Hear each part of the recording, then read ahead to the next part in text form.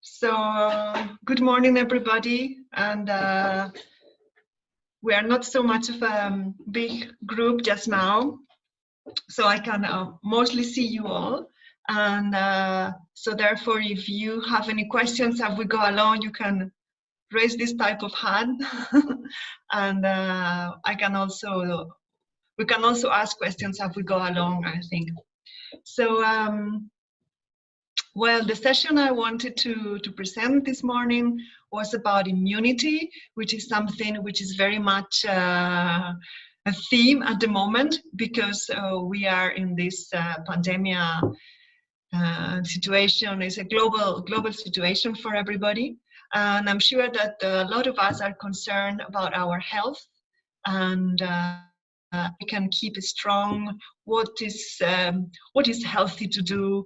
And of course, there might be also very much conflicting informations in terms of immunity, in terms of nutrition, which is what I'm actually going to talk about. So, yeah, immune system is actually a system that is quite complex and pervasive. You know, it's something that is all over the body. It's not like lungs, and we know where we can identify where the lungs are, or the heart, yes, or the stomach, and exactly what it does. But the immune system is something which is all over our body. And it's something that it depends on what we eat, of course, because we are made up of what we eat, but not only of what we eat, but also all the stimulus, all the information that we receive in our lives. So, as you know, we are constantly receiving input, receiving information, and our body is having to integrate this information. So the same way we have to receive news, and we have to receive information about what to do or things to understand, we also interpret conversations, interpret intellectual information, and of course the foods we eat. So we are big, in a way, we're like a big digesting organism of everything that comes in contact with us. But a little bit more specific about the immune system. So what the immune system is doing is protecting ourselves against disease. Yes, and it can detect pathogens. So it can detect bacteria, it can detect virus, it can detect things that really don't belong in this body. And so therefore it can create a response to bring this organism that doesn't belong to our body, to bring it out. So as you can see, then it's essential that this is working. This is really working well. And as I said, the immune system is in many parts. The cells of the immune system, actually, I just want to bring a little bit into the context. They come from the bone marrow, and that's where they are formed. And so from the bone marrow, then they go to wherever they are needed. So for instance, we can start by saying the skin is a form of immune, it has immune capacity. It has also antimicrobial properties and proteins. But in the bloodstream, of course, as we know, you know about the white cells, yeah? The white cells that are all over the body checking for what doesn't belong. So that would be another one. These are ones that are circulating the most, because they really have to reach every corner, every part of the body. And then we also have, you might have heard of the lymphatic system. So the lymphatic system very much connected with immunity. And the interesting thing about the lymphatic system is that it doesn't have a pumping mechanism like the heart does for the blood. So blood needs to circulate, and so the heart is pumping and directing the blood everywhere. Lymphatic system doesn't have this pumping mechanism. So how is it going to move? Because there are lots of little channels in our legs and in our arms and everywhere. So it actually, so it's the lymphatic fluid, which is inside these little channels, and it moves thanks to our own movement. The movement we create when we walk, when we do exercise, if we stretch.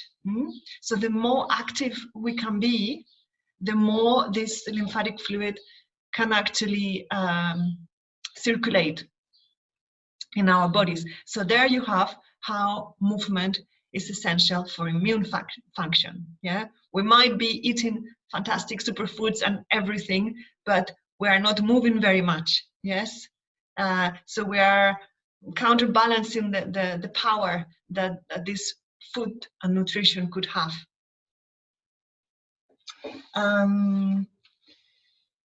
Yes, and then I don't want to go a lot into detail, so I just wanted to present this idea about understanding what is the immune system.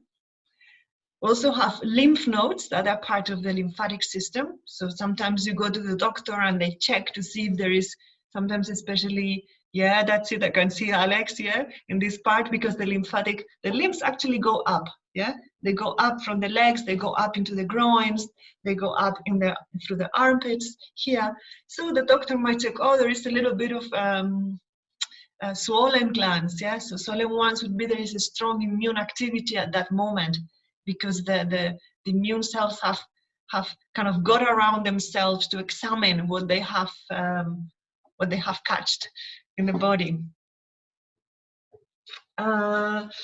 And then, of course, then what we have, and that this is very important, is mucosal. So if you see me looking these ways, because I have my notes written here in a piece of paper. So the mucosal system, and you might have heard of the mucus and mucous membranes. And so, okay, where are these mucous membranes?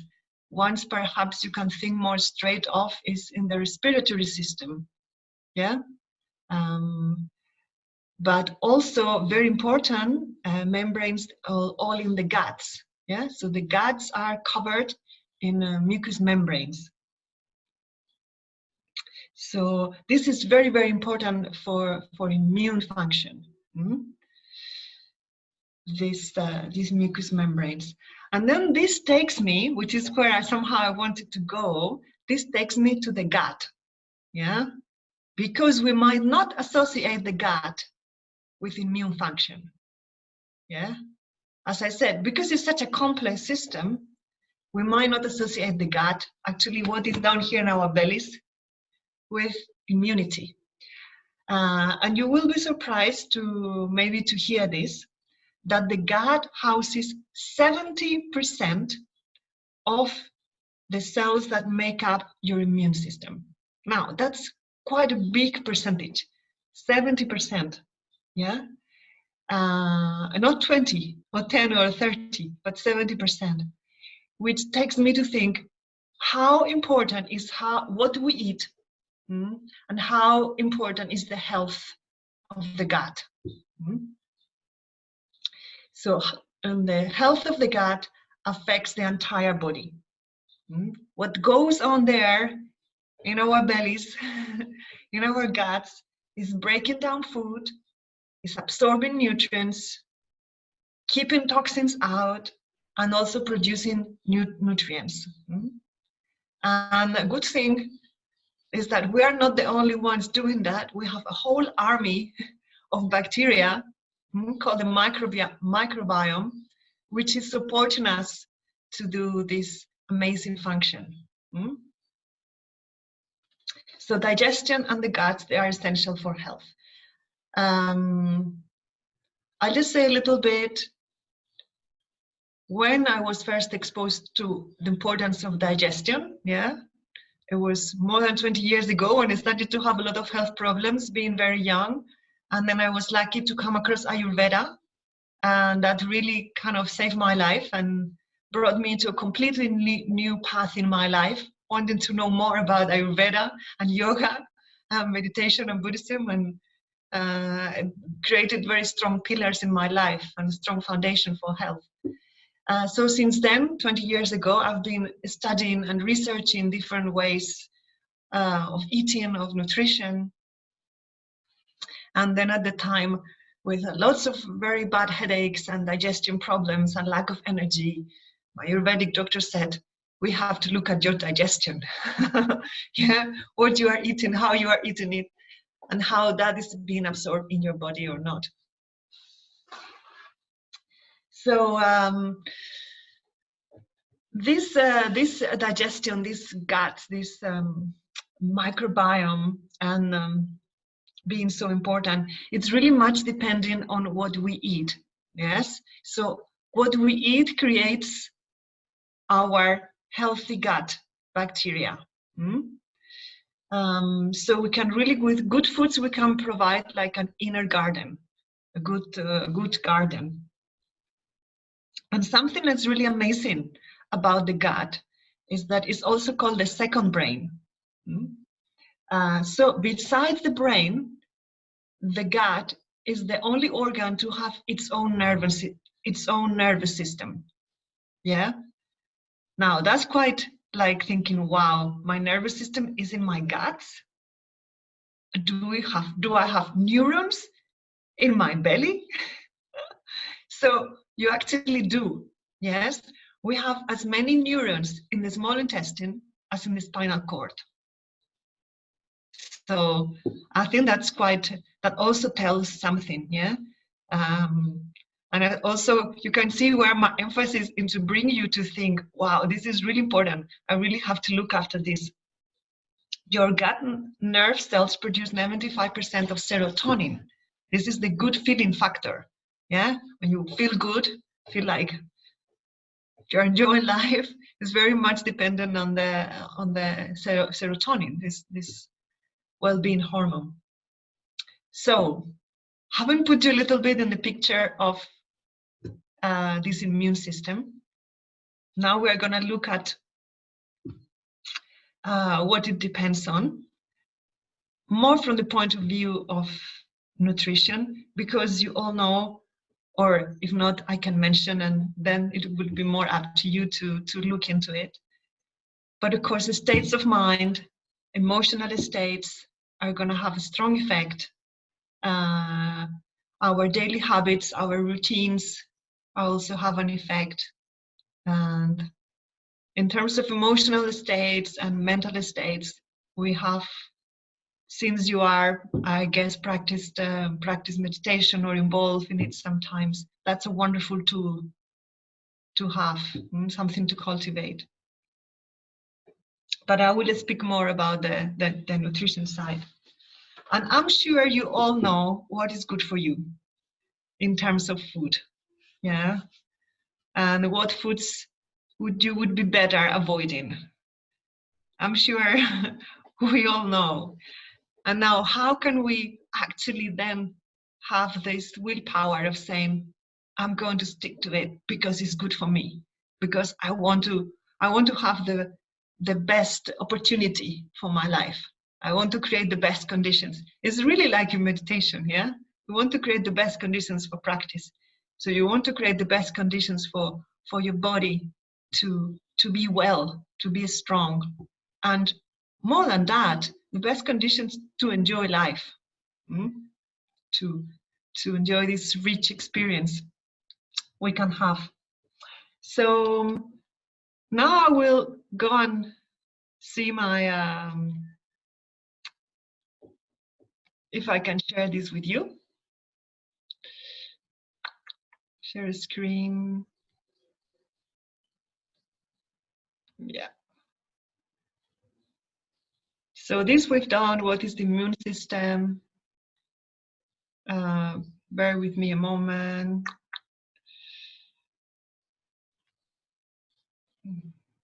Okay. So this is what we saw about the gut. And this is where I come now about how we affect the immune function, and what we're going to concentrate on, which is balanced diet, which is really good for any health condition and also for prevention of disease. So we want to provide the body with enough and good nutrients to do its work well. And then this, so we need vegetables and fruits, cereals, proteins, and healthy fats. Now we'll look a little bit more into that.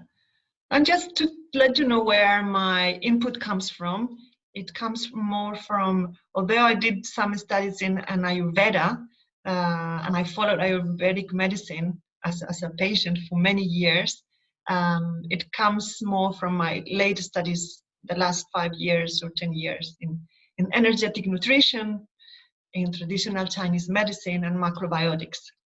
So that's more the pillars that I am using now. So what is that about energetic nutrition and the macrobiotics? Here in this approach, we really consider the energy qualities of food, even more than how many vitamins or calories, or we look at the energies of food, because everything has a different energy. The spring is not like the autumn, or like the winter. Different energies, different seasons provide different foods. Different climates provide different foods. And why do these climates and these seasons provide these foods and not others? They actually give us the foods that are more needed for us in that time of the year. So yes, so I could say also a lot about this, about the energies of foods, and I will put some examples as we go along. But what we want in terms of prevention and having a good, healthy immune system is to have to create an alkaline environment in our body, because this is really can prevent disease. And you might have heard of the alkaline and acid balance. Yeah, that our always is always striking, is always trying to look for this balance. Sorry, I just passed over. So the body's always trying to have this neutral pH, this neutral balance, to the extent of actually having to use the resources in the body. So I'm going to just put you an example. That's something that brings a lot of acidity, and how the body has to deal with that. Now I can stop the share while I do this. So sugar, for instance, creates a lot of acidity in the body, and all sugar, even fruits. Sorry to say this. That's why even with fruits we have to not go too much there, but especially white sugars and all types of sugar, even honey, but less because there's more quality in it. So your body has to counterbalance the intake of sugar in order to metabolize it, especially if it's white sugar, and it's actually going to go into your resources and take a lot of the alkaline minerals, as magnesium, calcium especially, and others, and bring them out and put them into the system so that it can actually digest and metabolize the sugar. And one more thing about sugar that I will also mention again later, because I know this is the one thing that we very often tend to go to and have a little bit too much of. 100 grams of sugar reduced 50% your immune function during 5 hours. So I think that's really a lot, especially if we're unwell, we're a little bit run down, if we are sick, we have this virus or another something else. I think that's a lot. And it's also something very addictive, because it creates this kind of rush in the body. It gives us this high, this very, very, very temporary high, which you pay a very high price. Your body pays a very high price to have this high, and then it goes into a dip, and just wishing to get that into that high again, which is very very short-lived. So let's see. So there are certain foods that create acidity, as I mentioned, the sugar. And I am going to mention certain foods that is best to avoid if you are actually not well or sick for whatever reason, yeah, with virus or not. And this is milk and dairy products. So some of you would have been exposed, a lot of people become intolerant, a lot of people start to develop allergies. So milk and dairy products, if you are well, you can take a little bit of it, but if you are not well, then best to avoid. So what milk and dairy products do is they actually cause inflammation in the mucous membranes of the guts and of the respiratory tract. So if there is a respiratory problem, because even you just have even a simple cold, just best to avoid milk and dairy products. Because otherwise you are giving the body extra work to do by having to cleanse that mucosity that is being created. And as I mentioned, sugar in all forms. Yeah, I am talking if you are not well. Of course, alcohol. So all the things you know. And coffee. Again, I could do a whole session on coffee. When I actually discovered and understood what it does into one's body, I said, okay, that's it, no more. And also, of course, refined foods. Because refined foods are deprived of so many of the nutrients. And I'm just going to take one as a sample. White rice, which is also very common to have white rice, or white flour. Yeah. So from what the rice was, so much has been removed. Yes. Same way with the flour, with white flour. From what the wheat grain was, so much has been removed. And then what is left? It doesn't actually offer you much nutrition. And it could even be detrimental for health. So all the refined things, refined salt, yeah? Salt is a wonderful, wonderful food. That's where the word salary comes from. Your salary, your payment from your work, because many, many, many, many years past, they would even pay you with salt. From salt salary. So much the value of salt. Salt comes from the sea. The sea is highly rich in minerals, in all the minerals that our body needs. Our body can communicate well, all the different functions, because we have the minerals. The minerals and the water, they act as transmitters to transmit information, to communicate. So, yeah, minerals. Salt is full of these minerals. Of course, we don't want to abuse of it. It needs to be taken in moderation because it's high food. It's really, really powerful. But if we take refined salt, we are just taking two of the molecules, two aspects that salt is. But all the other minerals have been removed in the process. Of course, if you have high blood pressure, even with good quality sea salt, you have to take care. But otherwise, salt, put it while you are cooking. While you cook, don't raw at the top of the food, yeah? Because salt is so strong that it needs to go through some kind of cooking process. So better to add it to the foods than then put it at the end. And I know it's I don't know if it's a very Scottish thing, because my husband is Scottish. And from the first day I met him, always adding a little bit of salt on top of everything. Yeah.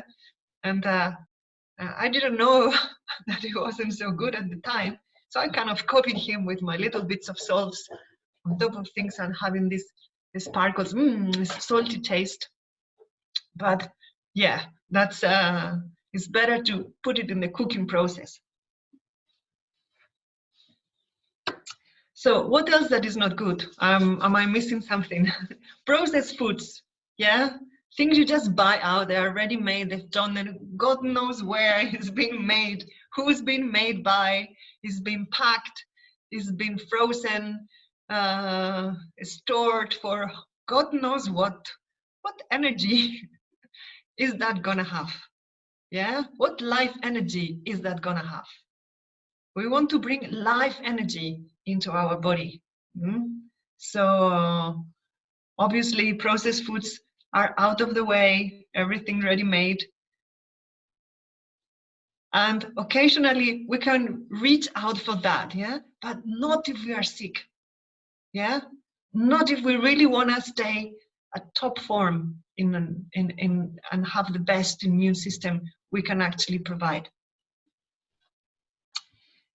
So I'm sure I'm still leaving out a few. I'm going to bring back this image, and then we can look at the list.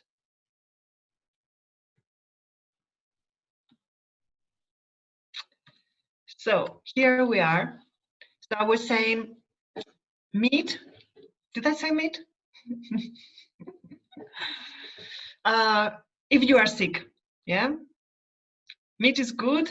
It's protein. There is a lot of debate about where the protein comes from. I'm not going to go there, but again, if you are sick, because it's really hard stuff to digest. And when we are sick, all our resources, all our energies, really, we want it to go to fight the infection. All the energy to direct it there, no into having to deal with a little bit of meat that it's so time consuming, so many hours it takes for the body to process it. So milk and dairy products, I said how they cause inflammation in the mucous membranes. Sugar, how much they reduce your immune response. Alcohol, I don't even need to go there. Coffee, and I've included here as well, nightshades vegetables. You know which ones they are, not I can mention. Aubergines, peppers, tomatoes. And again, I'm talking about particular situations. It's not that you don't eat that. Eat them in summer. They come from summer weather. I live in Mallorca.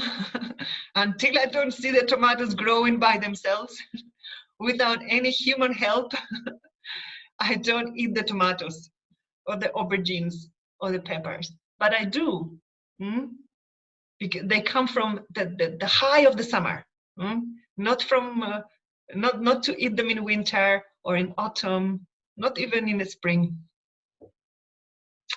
So coffee, refined foods, processed foods, sweetened drinks, of course, is carbonated drinks with these sparkles. They have a lot of acidity it brings into the body.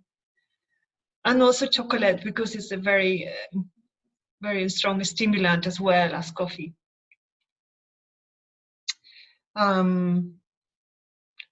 When healthy and good, we can eat little bits of everything without abusing, no problem. If we are not, then we want to give us the best. So this would be my not to have list if we are not feeling well. So some of you might say, okay, so then what is it to eat? And there's a lot to eat. Yeah, there's a lot to eat. I'm wondering if I do a little pause now, and maybe anybody has any questions or something to comment. Yeah, if you do, I think you might be able to unmute yourselves and just check with me, or otherwise I just carry on.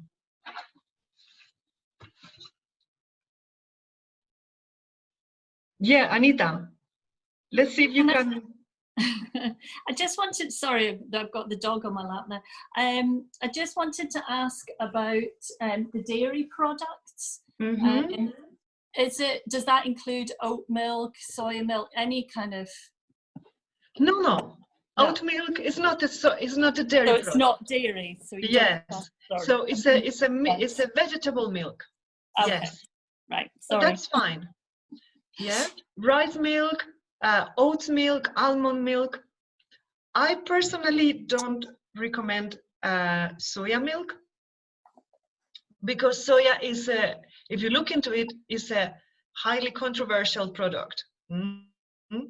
A lot of it is genetically modified, and it is quite hard to digest. So in the past, a few years ago, I used soya milk. Actually, there were not other. It was the only vegetable milk. But now, having rice milk and oat milk and almond and God knows what milks they do now. Yeah, so we have more choice. Great, thank you. Anybody else has a question up to this point? We've had some questions on the chat there. So Kira's asking, could you give some more problems that coffee causes? Oh yeah. Poof. Okay, I'll just say briefly, because as I could do a whole talk on this, which if Tanakosha is happy and you are happy. I can see Alex is saying, don't look at my mug. Yeah, so it's a stimulant of your nervous system. That's what coffee is. So what is nervous system? Everything, yeah? It's brain activity, it's memory, is intellectual capacity, attention, concentration. So when we take the coffee, and that's where people take it, all of these functions go up, like, and you have this, this good moment of, I'm super attentive, I'm alert, I'm awake. And so it makes you feel good because of that. Now, this is done at the expense of many other things that are actually suffering. So it's activating your adrenals. That's why you get this response in your body. It's activating your adrenal glands. So it's a certain form of a stress, but you don't experience as an stress, as an obvious stress, like I'm late, I'm in a traffic jam, I'm raging, I'm stressed. You don't experience it as such because it's something you drink and you enjoy. Yeah, but it is having the same. It's a form of stress. It's so it starts to play with your hormonal system because it's activating your adrenals, which are on top of your kidneys, and it's starting that response. And you could say, okay, well, no problem. I get my adrenals activated. That's fine. I like the bus. But what happens with this adrenal activation? That other things also get affected because there is an adrenal activation. So I would just say maybe just a couple of things. Adrenal activation means that your liver is going to be stimulated to release glucose. Because stressed is because you are in a dangerous situation. You need to protect yourself. You need to get ready for the lion, the lion in your coffee. So you need to get ready for it. So you need more glucose because maybe you need to be active. And to get this quick glucose, what happens is that the reserves of glucose in your liver get activated and they get released. But this is really not for a Tuesday morning, yeah, or a Saturday morning, or even a lazy Sunday morning. Yeah, this is for a more dangerous, really situation that really requires it. You should be using the reserves that are in your body. What it does, this stimulation, is that it also is going to affect the heart. And you might have felt sometimes when you drink coffee a little bit of a heart, heart pumping, I don't know, or it's a heart stimulation. It stimulates all the tissues. It makes you go to the toilet. Yeah. You stop drinking coffee, you can go to the toilet. Yeah, because you start to rely on a substance that wakes you up a little bit, like in a very too much of a wake up. It's a little bomb that stimulates the whole body. You start to lose your natural ways of waking up, organic ways to stimulate your body, to go to the toilet, to wake up.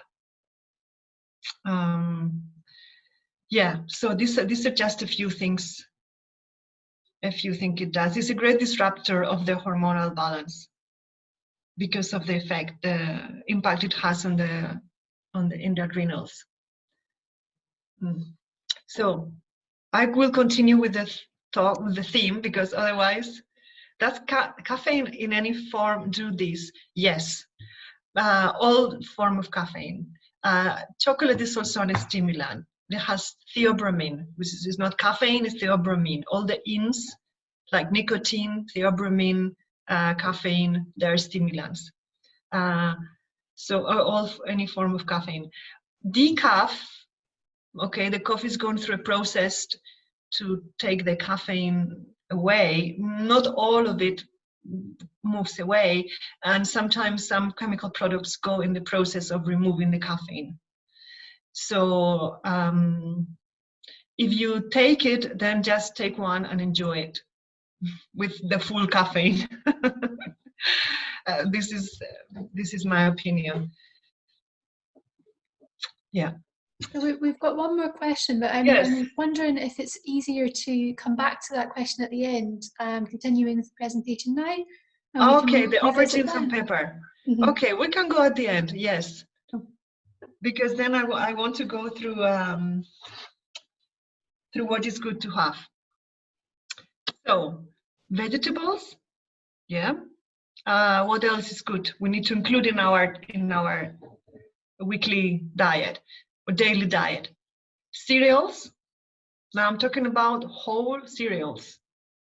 These are forgotten, a little bit forgotten in our everyday use. So I'm talking about whole grain rice,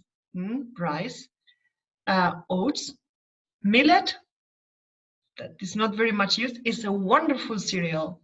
It's very alkaline, much cheaper than quinoa, full of nutrients, very harmonizing for the body.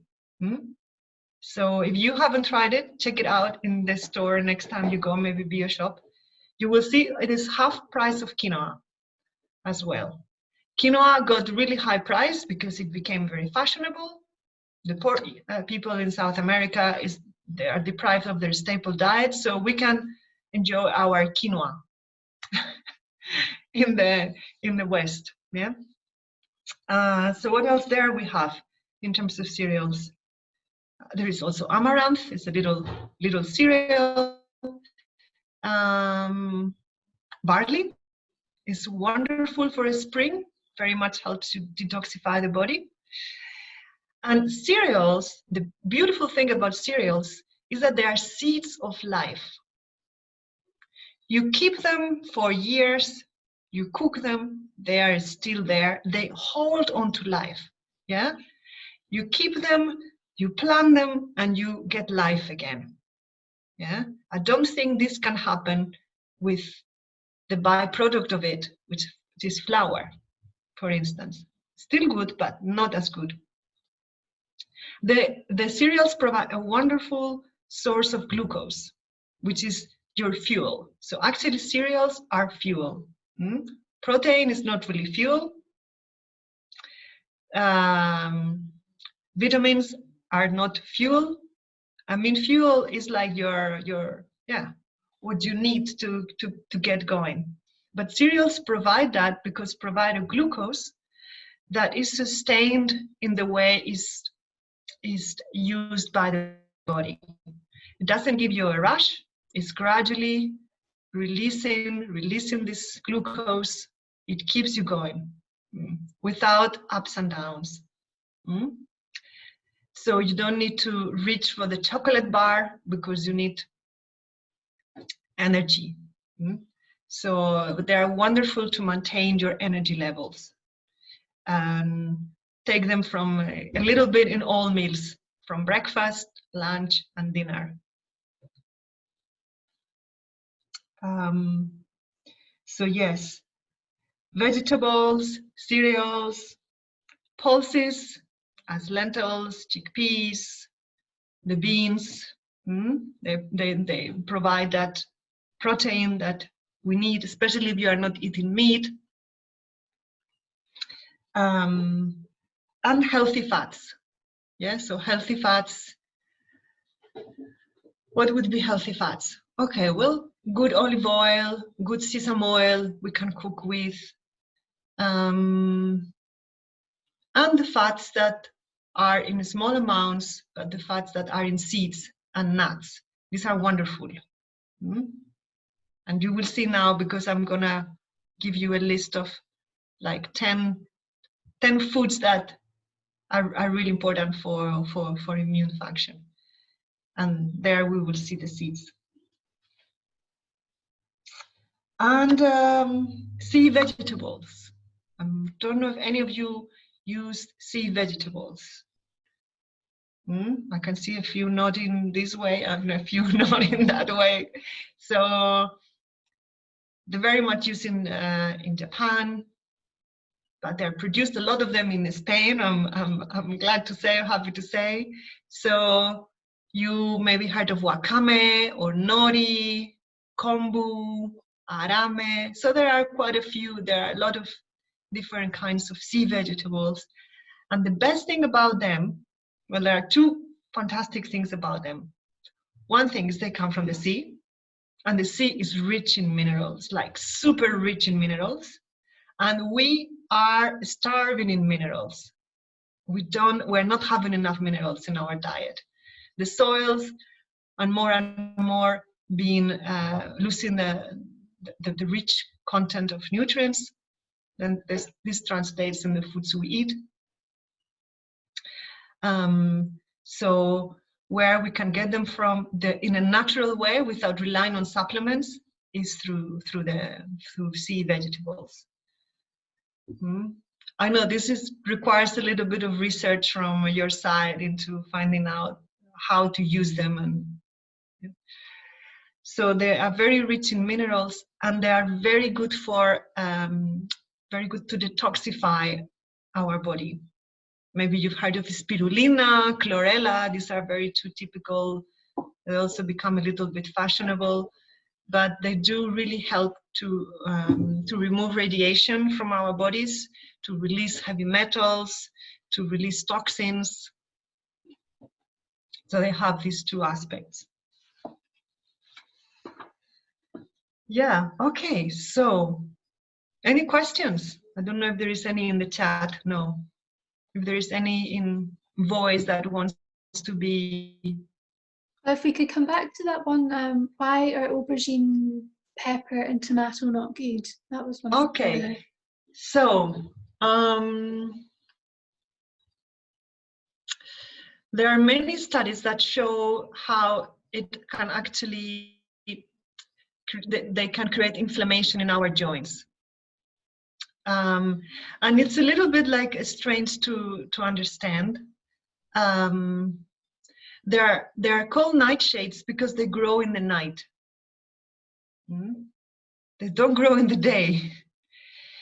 And actually, they're a good example to explain to you a little bit about the energetics of foods.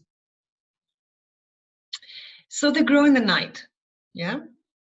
And what is the night compared to the day? Opposite.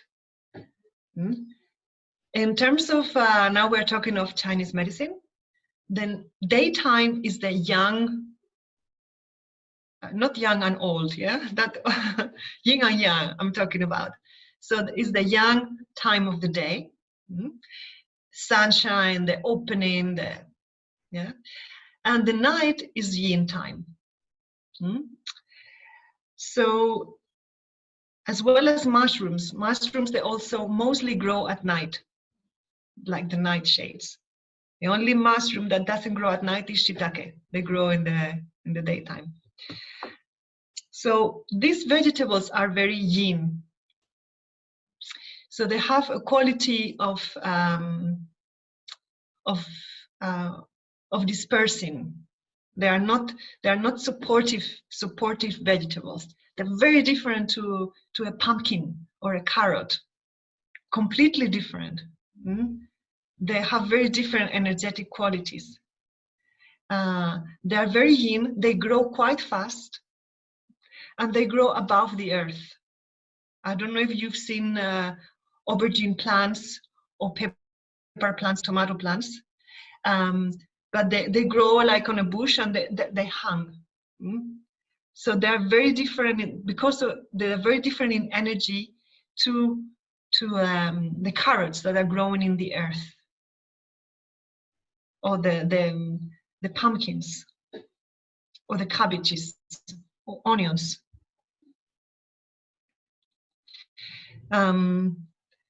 So as I said, they are consumed now also all year round, when they are very much a summer vegetable. And this takes me to say how important is to look at what the land, the earth is giving us, because it's giving us what we need at the time, and to use it when it's giving it. And because to eat the vegetables that the season is giving us is making us more adaptive to the weather and to the seasons. So I don't know if that answered the questions, but I can say there is a lot of studies that have been done into how they have an effect in the arthritis that it can cause in a certain creating toxins that accumulate in the joint. And why they create the toxins is because we eat them at the wrong time.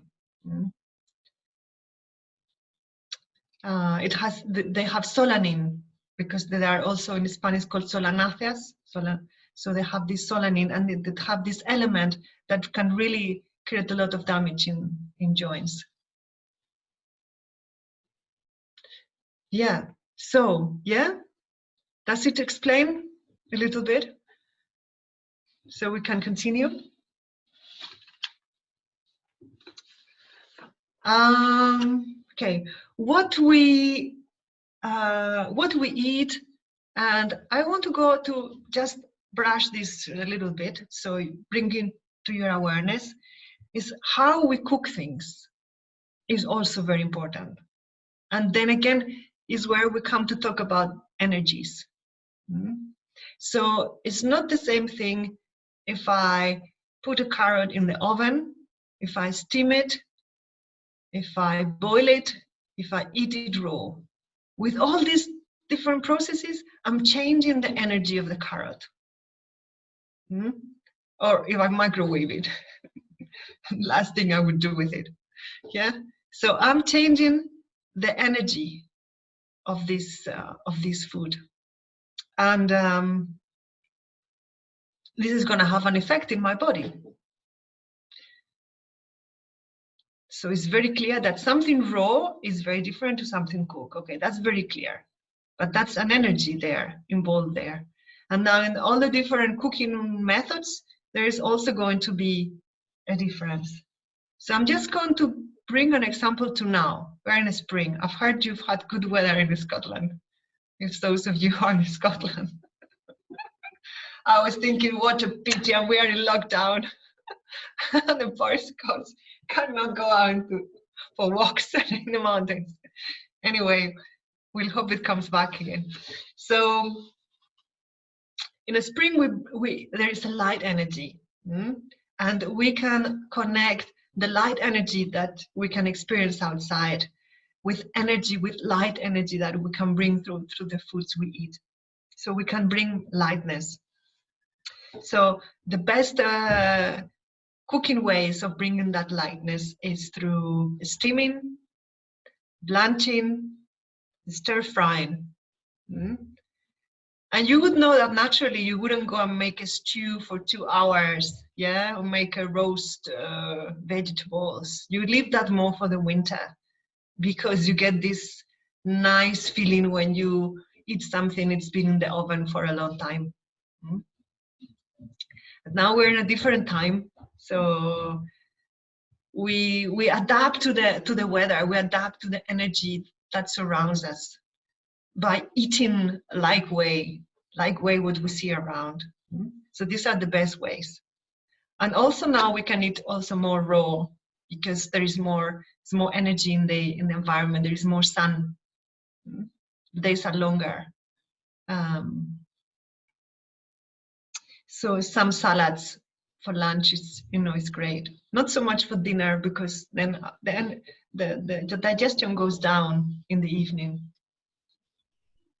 And if infections, then we limit all the cold foods completely. We are run down if we have a cold, we have something going on, like some kind of bacteria, digestive thing going on, we limit cold foods. Because we want to, again, create the best conditions. So if I take in something cold, my body's going to have to work to heat it, to heat me up, to heat up the body. And that energy, I don't want it to go into heating, but I want it to go into fighting the disease, and to keep me well. So that's very important. Soups, stews are great ways to bring warmth into the body when we are not feeling well. But now in the spring, we're feeling well. Fresh foods, light cooking is a great way to bring that energy. Great. How are we doing? Good? I know maybe I'm giving a lot of input. Take what you like from it. You can contact me also at the end, through the week, even with questions. I want to talk about, and this I will bring the slide, because I have to keep to the point.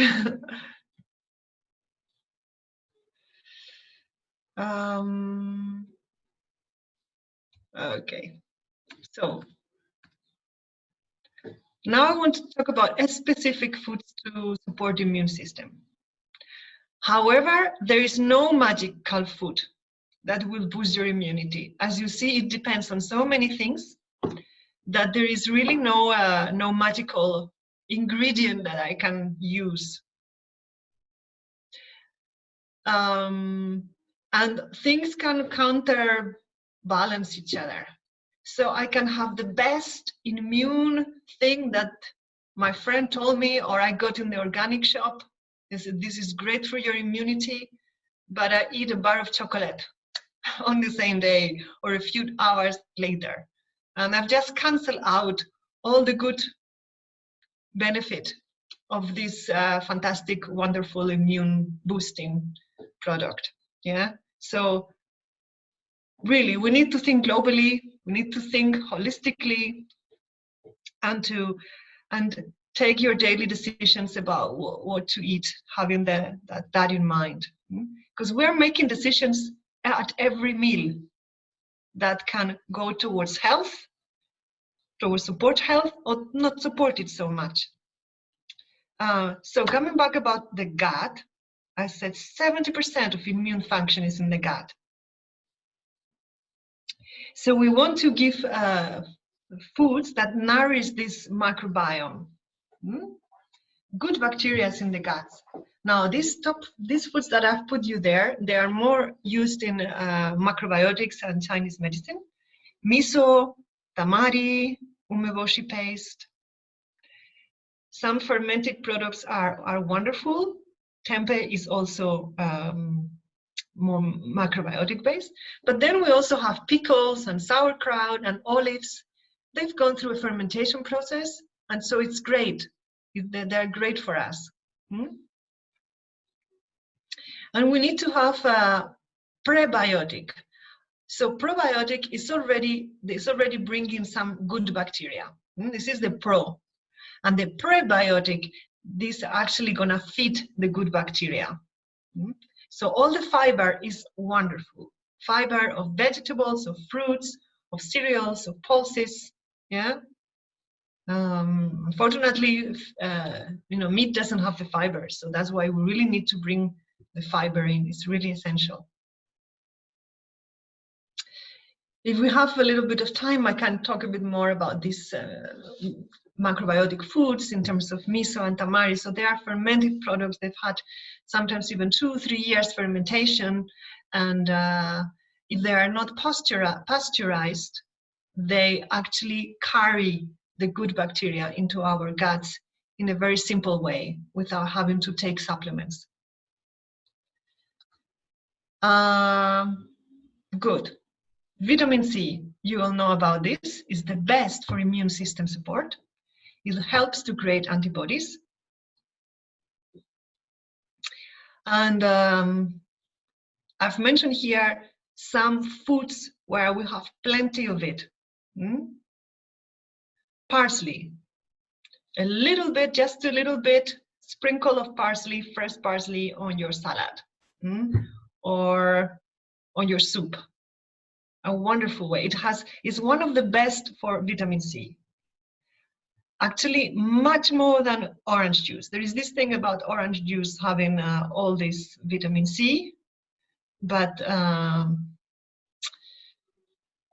it's not as good as parsley actually, or broccoli, or cabbage, or even strawberries would be, because there are other not so good benefits about the orange and the orange juice, while these ones, they don't have any bad effects. Vitamin A, and we find it in all the orange colored vegetables, so pumpkin, carrots, the fruits also that are orange now coming a bit more with the spring and summer, the green leaves as well. So the vitamin A is protecting mucous membranes. So we talked about the membranes in the respiratory tract, that they need to be protected in case of colds. And we have vitamin E, seeds and nuts. This I mentioned before, yeah, with the healthy fats. And they are nice too if you just toast them and add them to your breakfast or to your salads. Sunflower seeds, pumpkin seeds, walnuts, almonds.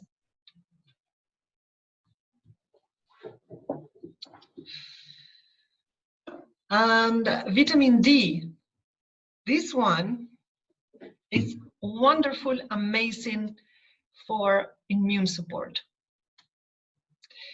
And this one is the one that relies heavily in the sun to get it. A little bit of exposure daily to sun, even if it's from home, from a window, as long as the window is open, is really, really necessary. Even if it's cold outside but it's sunny, get the sun.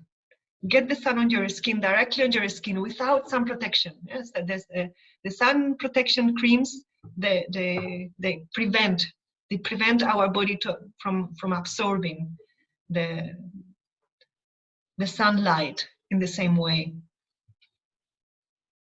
The thing about vitamin D is that it balances the immune response. So it gives a good immune response to the situation. Not too much, not too little. And it can also be found in fish and in mushrooms, but the best is the sun. And if you cannot have the sun, then I would say take some supplements. Zinc is essential mineral. Having enough amounts of zinc in the body can even reduce in half the length of a cold. It's very much involved in immune function. And we find it in pumpkin seeds. Our little pumpkin seeds and sesame seeds, there it is. We don't need to go too far. We don't want to eat loads of them, yeah, but we want to have every day a little bit, some sprinkles of the seeds. And in oysters, in pulses, in whole cereals, in fish. And we have natural antibiotics in garlic and onion. So if we cook with some garlic and onion, it's great. And we have something which is called immunity enhancers. Now, these are really, really effective if for immune response, for immune activity, because they activate your immune response according to what your body needs. If it needs a high response or a little bit less. And these are shiitake, these are all mushrooms, and maitake and reishi. And shiitake, you can eat them, you can buy them and cook with them. The other ones, they come more as supplements. So if you check into some of your organic health food shop, you will see they have them as supplements. They sell them in little bags and they are powders. So these are to take when you really need this response in your body. And because they have a compound which is called beta-glucan that actually creates this immune response. They're very different to echinacea, for instance. We talk about taking echinacea if we want to boost our immunity, but is the different the response it creates in the body. Because echinacea, you can take it, let's say you take it for 3 months because it's winter and you want to be topped up in your immune system. But almost like after 3 months, your body cannot cope with, keeping you at the same level. Kind of the effects drops a little bit. But it's not the same thing with shiitake or reishi. And of course, we want a lot of antioxidants in our diet, and they come a lot in all the fruits and vegetables that we eat. Why antioxidants? What do they do? Well, they help us to eliminate toxins. So toxins are in our body because they are in the air, they are in the foods we eat, they are being chemically treated with pesticides. Toxins are produced in our body when we have difficulty in digesting foods. And toxins are also created when we have certain virus or infections. This is a byproduct of the infection is a toxin. So antioxidants are in many fruits, many vegetables. Berries are fantastic, and now is the time for berries. So berries are a wonderful way to have antioxidants in your diet. And the sea vegetables are great also to eliminate toxins, as I said earlier. And then I'm just putting a few other foods that are fantastic. Ginger, to prevent a cold, more than when you have it, is kind of to prevent it. Cinnamon, a very warming spice as well. You can add it to your morning porridge, or you can have a cinnamon tea. And thyme is wonderful. It's a wonderful herb for all kinds of respiratory infections. And you can cook with it. You can have a tea. You can put it in so many places. You can buy a little plant and have it in your kitchen and put a few sprigs of thyme in your stir fries or your soups. Or you can have it dry as well, in dry form. And then this is more like a macrobiotic food, umeboshi paste. So umeboshi is a plum from Japan. It's kind of sweet, sour, momo sour kind of taste. They are fermenting for a long time. They are highly, highly alkaline, incredibly alkaline. We need very little of it. So if you go to check it and you want to buy, you say, oh my God, this is 10 pounds, this little jar, but it will go a long way. You only need a third of a teaspoon a day during an infection. It also helps a lot to dissolve fats in the body, so stimulates the liver. And the white radish, now it's time for radish. Maybe you find in the shops red radish or white radish. They're also very good to eliminate fat and mucus in the arteries and the lungs. So, yeah, so I think that's about as much as I want to say. I'll show you again this list. We talked about foods that keep your bacterial flora good, because a lot of immune function is there. And many essential vitamins that are especially good for immunity, and that you can easily add them to your diet. Yeah, really, without relying on buying supplements. Actually, the body absorbs better things that come in their natural organic form than they're through a supplement. Great. So I'd like to open the space for any comments, any questions. I hope I didn't extend myself too much. I know I'm so passionate about this subject that I can go on for, I realize I can go on for a long time. So we've got a wee question from Steve. Yes. He's asked, can you recommend good reading? Sorry again? Can you recommend good reading, like a good book? Oh, good book. Let's see. Oh, there are a lot of books, but on nutrition, I would have to think about it. I don't know how we can connect. Well, what we could do is, if you let me know, I can do a post on the Facebook and things. Okay. Share it with people, or the YouTube. I can put a comment. Okay, let's do that. Yeah, and then maybe what I can also do is I can do a little summary of this this presentation. Maybe just put maybe like the 10, the list of the 10 things, or some key things, and maybe Kay can help me to get it to you through Facebook, or yeah, that would be fab. Or through a link to my website, or I can do that. I can put it on my website, and you can get the link through. Yeah, definitely.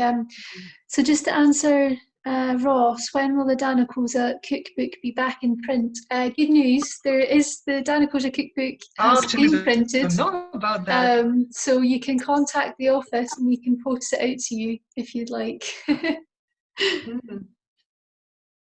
But yeah, thank you so much, Inalu. That was just absolutely incredible.